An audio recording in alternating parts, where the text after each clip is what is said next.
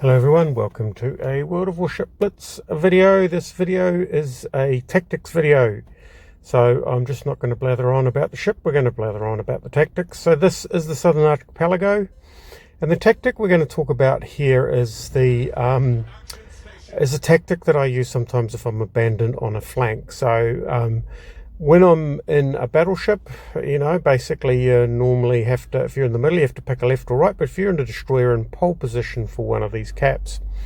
Now what can happen is that your cruiser, your support cruiser disappears, or all three heavy ships, capital ships, head over to the other side of the map.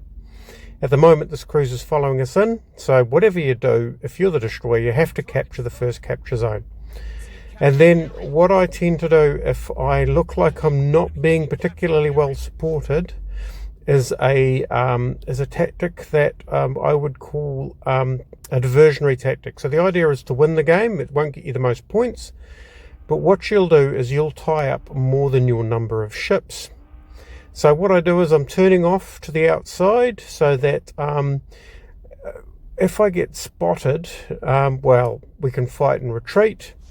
If I spot the enemy first, which has been lucky in this case because our carrier has done the work for us, what I'm doing is I'm trying to stay out just outside of their range. So now the idea is that you can capture the cap after if they abandon it. If they drive through, the idea is that you're out here far enough. So one of the approaches you can take is you can take that cap behind them as they press through your cap, especially if you're abandoned. Now you can see that in this case I'm not abandoned, we've got the heavy ships coming our direction, but I'm still on this diversionary tactic because what I'm doing is I'm slowing them down and letting our guys establish themselves in the cap. Now I've been detected here. Now this tactic works well with the low yang because it has extremely good stealth. Japanese torpedo destroyers take a bit of a risk because you can get cornered and hunted down. I'm lucky, I do like to use this one in a gunboat heavy ship, although the Tashkent, you need torpedoes that fire beyond your concealment range, and the reason for that is that you need to pose a significant threat that they have to deal with. So something like a Tashkent simply doesn't have the danger factor. Now this Bismarck here is obviously very distracted with our heavy ships. Now I can move in, I'm moving in for the kill here. I'm trying to keep this destroyer on his toes. There's a Benson out there, but I need these ships to be absolutely busy. Here he is, he's coming in. I'm going to press the speed boost. By the way, speed boost in the it's something like Le Terrible, which is a French tier 8, very fast destroyer, is a very good way of avoiding torpedoes. So he stopped firing because he basically wants to get out of range. Pity we didn't get more hits because we could have dealt with them there. And we're heading in. He's popped out the other side of the smoke. We'll keep firing. I mean, I've just got to try and keep this guy out of the game. The Benson is probably my next target, but yeah, I just need to keep the Mahan out of the game. Now, as you can see, we're coming in, we're clearing out their ships. So normally what happens, oh, here we go. That's well deserved, just to keep my nose in. But as it turns out, it's a bit of a problem for him because, yeah, well, so that's that.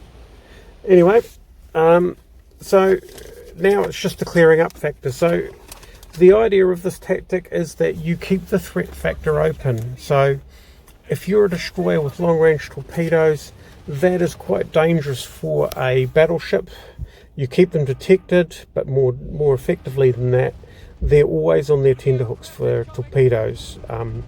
So they have to commit resources, and the idea is that they commit more resources than your ship. So I've been in a situation where I've been the lone destroyer on that flank and held up 4 enemy ships. I didn't make it through to the end of the game, but we held them out of play long enough that our team could clear up the rest of the caps. He's going to be long gone before my torpedoes get there, which is a shame. I need to learn not to loose full-scale torpedo salvos against expired ships. And we have the carrier to mop up. So now we're in mop-up operations. So yeah, the tactic's essentially over. Now, a couple of key points with this tactic: it needs to work on a map with an A or a B choice. So, on a 3 cap map, they can basically push towards the middle and squeeze you to the outside and defend the caps. So it works really well on the Southern Archipelago because essentially 2 sides to the map. One side that they need to protect, the other side that they need to engage with. And by taking away the resources, of course, you remove their ability to engage and take and capture the map effectively. It can work a little bit on the Bay of Storms, but for any other map, centre cap maps obviously don't. Yeah, this tactic is completely unsuccessful for that. So it is specialised for the Southern Archipelago, it is specialised for destroyers, and it is specialised for those destroyers that are able to take at least a little bit of care of themselves. So it is a fairly specialised tactic, but it does work well. It doesn't get you great scores, but it's a good one for supporting the team and getting a win. And in this game, it also got me a good score as well, which is always a bonus. Yeah, so there you go, a tactic for you to take away for the Southern Archipelago map if you're in a destroyer and you're abandoned to hold a flank. Take it wide, use your stealth, and try and tie up as many ships as you can, and it's up to the rest of the team to capture the field for you. Anyway, I hope you enjoyed watching that. Thanks for watching, and we'll catch you next time.